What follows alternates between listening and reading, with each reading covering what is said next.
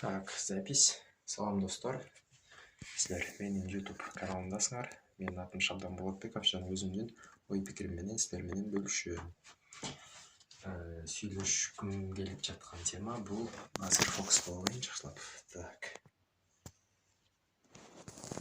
Сіздерменен сөйлескім келіп жатқан тема бұл Қырғызстанда той мәселесі. Бірінші видео шықты, бұл екінші видео. Артынан улам эле чыгарып жатам. Ошондон улам, мисалы тойдон улам биз өзүбүз өнүкпөйбүз. Анткени бизде ушул менталитет калып калган, эл эмне дейт жана ата-эненин сөзү.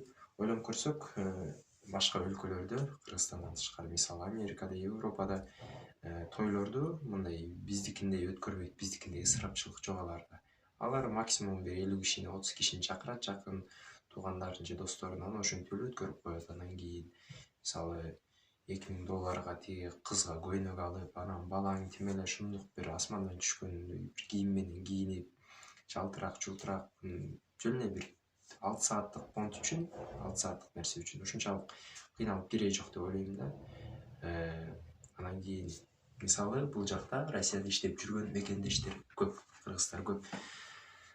Ошондой эле бойдок жүргөндөр абдан көп, бойдок үйлөнүп электер көп. Анан кийин бул жактан иштейт деп коелу, 12 саат кыйналат, эртең менен барат, келет, мисалычы.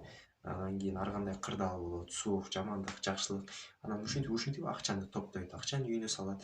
Анан кийин ошончолук бир моментке топтолгон акчасын, мисалы, допустим, мен жөнөкөй мисал келтирип айтып атам. Ошол тойго топтоп, мисалы, какой-то бир сумманы тойго деп сарптайт. Анан кийин тойдо мисалы 200 000, 300 000 бир жыл иштеген чачуу ийет. Жөн эле. Эмнеге айтат? Анткени мисалы баланчанын баласы той өткөрдү, баланча баласына той берди, баланча кызына мындай кылды, тиги уулуна мындай кылды. Биз эмнеге айта албайбыз? Биз да кылабыз дейт да. Мисалы ата-эненин сөзү жакшы, бирок бир чети ушул эски заманда мындай такалып калып калган десек болот да. Алар мындай такалып калса, биз мындайынан чыгып кетишибиз керек. Биз бул нерсени токтотушубуз керек. Тойдогу жанагы ысырапчылык, жөн эле картеж, бунун баары мындай. Ошонун ордуна 200 000ге Кыргызстандан ушу үйлөнүп аткан эки үй бүлө бир кичинекей бир үй сатып алса болот.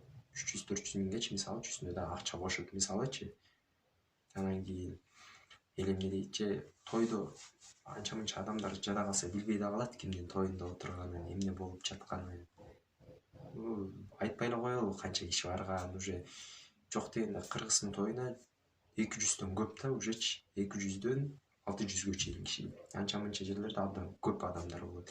Анан кийин ошонун ар бирөөсүнө бир 1,5 же бир 1000 сом же 1200 примерно ошондой баада көрүлөт ар бир адамга. Ошону эсептей бергиле канча акча кетип атат.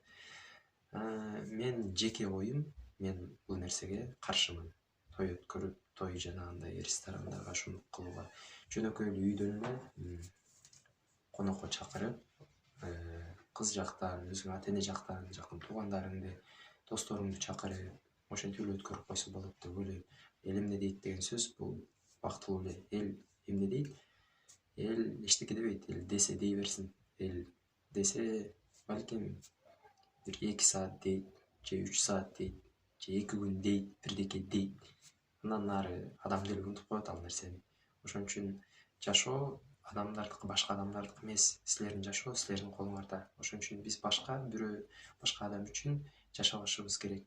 Мен мисалы өзүмө мисал келтирип айтайын. Эл эмне дейт деген себебинен өзүмдү анча-мынча жерден өзүмдөй алып жүрө албайм.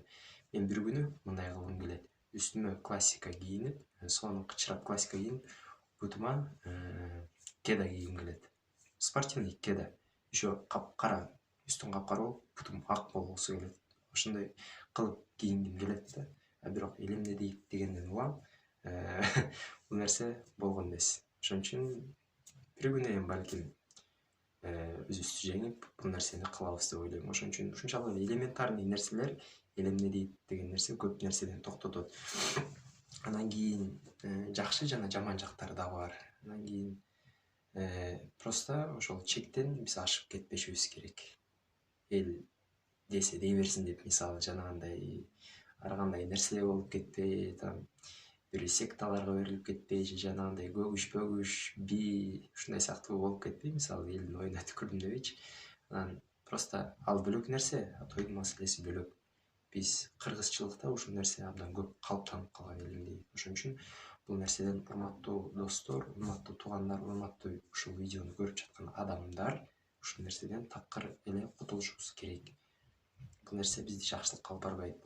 Ошон үчүн менин сөзүм ушундай достор. Силер менен болгон мен Шабдан Болотбеков. Пока. Жакшы калгыла.